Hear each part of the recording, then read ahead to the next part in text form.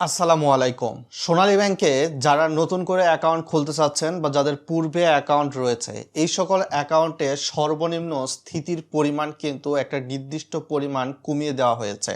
তো 11ই আগস্ট 2026 সালে সোনালী ব্যাংক থেকে নতুন একটা সার্কুলার প্রকাশ করা হয়েছে, দেখতে পাচ্ছেন। সে বিবেচনায় সোনালী ব্যাংকে যারা নতুন করে সেভিংস অ্যাকাউন্ট খুলতে চাচ্ছেন বা যাদের পূর্বে সেভিংস অ্যাকাউন্ট রয়েছে, এই অ্যাকাউন্টে কিন্তু পূর্বে মিনিমাম 1000 টাকা ব্লক থাকতো। তো বর্তমান রুলস অনুসারে আপনি নতুন অ্যাকাউন্ট খোলেন বা পূর্বের অ্যাকাউন্ট থাকলে আপনার কিন্তু 500 টাকা ব্লক থাকবে।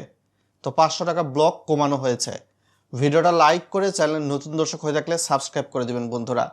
তার সঙ্গে সোনালী ব্যাংকে যাদের কারেন্ট অ্যাকাউন্ট বা চলতি হিসাব রয়েছে, আগে এখানে ব্লক মানি কিন্তু সর্বনিম্ন 2000 টাকা রাখতে হতো।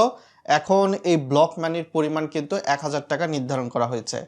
সোনালী ব্যাংকে যাদের এসএনডি অ্যাকাউন্ট অর্থাৎ স্পেশাল নোটিশ অ্যাকাউন্ট রয়েছে, এই অ্যাকাউন্টে কিন্তু বর্তমান সময়ে সোনালী ব্যাংক কর্তৃপক্ষ সর্বনিম্ন আপনার ব্লক ব্যালেন্স কিন্তু 2000 টাকা থাকবে, এইটা নির্ধারণ করে দিয়েছে। আগে এখানে সম্ভবত 2000ই ছিল, ওই নতুন করে একই রয়েছে।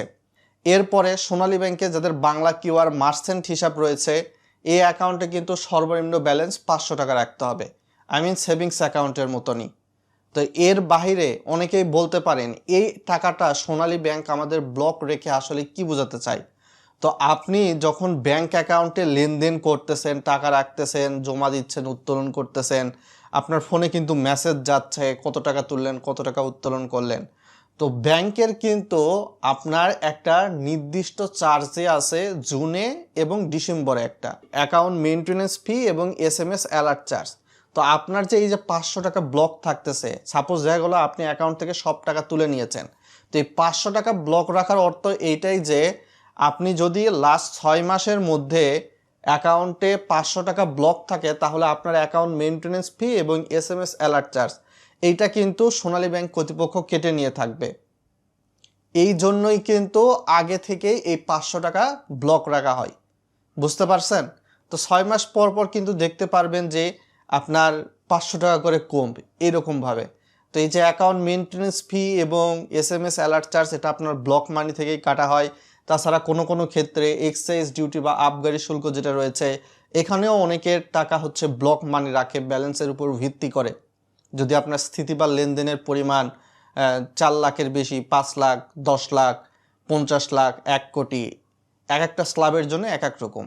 কেননা 4 লক্ষ টাকা পর্যন্ত অ্যাকাউন্টে আপনার 1 বছরের মধ্যে লেনদেন বা স্থিতি থাকলে কোনো ধরনের এক্সাইজ ডিউটি কাটা হয় না।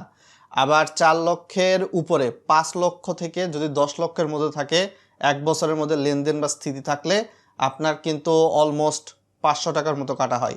আর 10 লক্ষের বেশি যদি আপনার লেনদেন বা স্থিতি হয়, তাহলে কিন্তু অলমোস্ট আবার দেখতে পারবেন যে 3000 টাকা কাটা হয়।